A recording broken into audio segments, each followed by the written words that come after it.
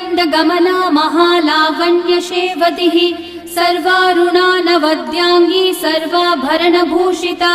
शिवकामेश्वराङ्कस्था शिवा स्वाधीनवल्लभा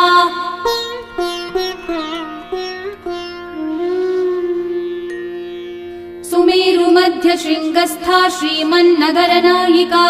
चिन्तामणिगृहान्तस्था पञ्चब्रह्मासनस्थिता महापद्माटवी संस्था कदम्बवनवासिनी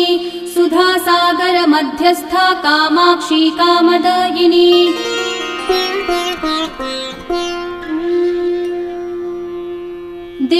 देवर्षिगणसङ्घातः स्तूयमानात्मवैभवा